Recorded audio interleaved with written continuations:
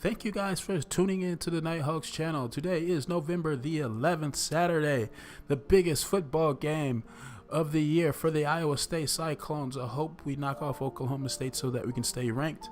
I know that's probably not really important to you guys, but I'm a former Iowa State football player, so that's what I'm looking forward to do after I get this story uploaded for you guys.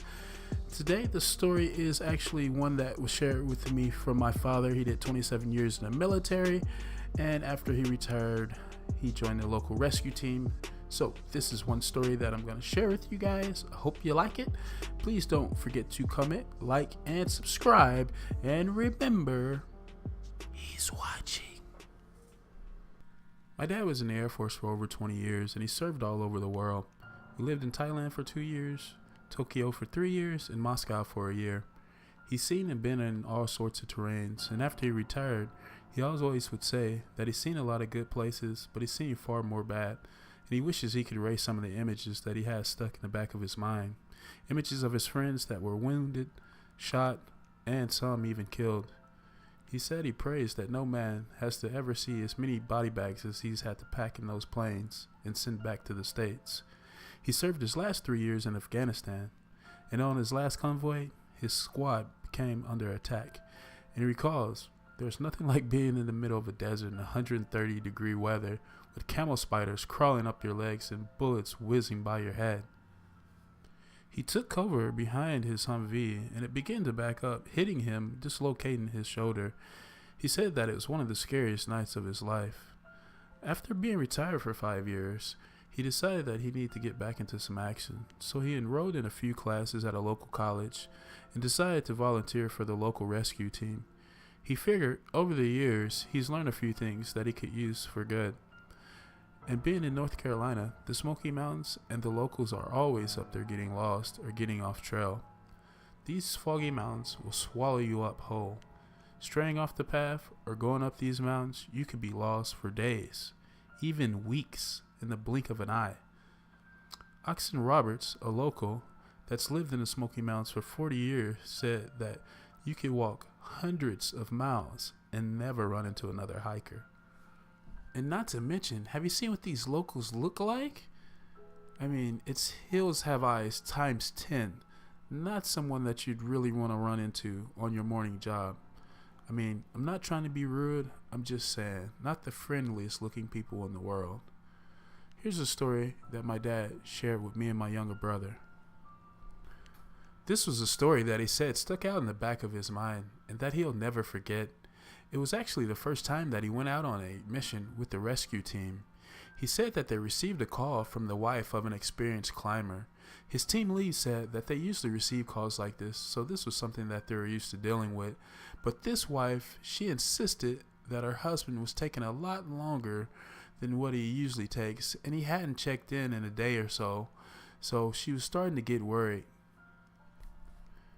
As they waited around for the rest of the team to arrive, he said he remembered throwing an extra pair of socks in his backpack because it snowed the night before and he wanted to keep his feet warm, and he had no idea how long it would take before they found the hiker. They headed out, and he said they might have been walking for maybe 45 to 50 minutes, maybe even an hour, and they came to a very steep part of the mountain that looked really challenging. There's no way that someone's out here climbing these slopes that are this steep, he thought to himself. But he got his rope and clips out anyway and began the climb. He said he climbed for about 20 minutes and finally came to a flat spot. As he pulled himself up, he began to scan the area. He saw what appeared to be blood in the snow, so he radioed his nearby partner to let him know that he found something and began to follow the trail of blood over to a bush. He said that he could tell someone tried to build a shelter, or at least that's what it looked like. With the northeast winds up this high, it can definitely make the temperature drop at least 20 degrees before you'd even know it. As he begins to remove the limbs from around the bush, the more and more blood he sees, and also what appears to be someone's hiking gear scattered throughout the area. He looks around the snow, which is so bright and blinding. He feels something drip down on the front of his bill of his hat. He looks up, and high in the tree. Oh my God, he thinks to himself, I think that's a body. His partner comes running up the trail. Did you find him? Yep. I think that's him up there. My dad said that his partner radioed the rest of the crew. My dad said that his partner began to ascend up the tree. Once he got to the top of the tree where the body was located, he wrapped it around his waist and began to propel back down. As he was coming down, guts and tissue began to fall to the ground.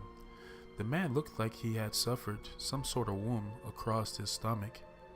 He says that he can also remember that the guts smelled like they had started to rot already. How could this be if this guy has only been out here for a day or so? With the temperature being this low and this cold, it should keep the body frozen, which the guts should stay fresh. As weird as that may seem, but that should be the way that it happened. With all the years in the military, my dad said that he can remember smelling a dead body, one that was fresh, once or twice, but this body smelled nothing like that. They packed the body up and they head back. A week went by, and he was in the office doing some follow-up reports and paperwork, and he came across that case. As he read through the notes, he discovered that the wife had dementia, and the autopsy on the body revealed that he was attacked by some wild animal, so he must have tried to climb the tree to get away, and he had been frozen and dead in that tree for at least 6 to 7 weeks.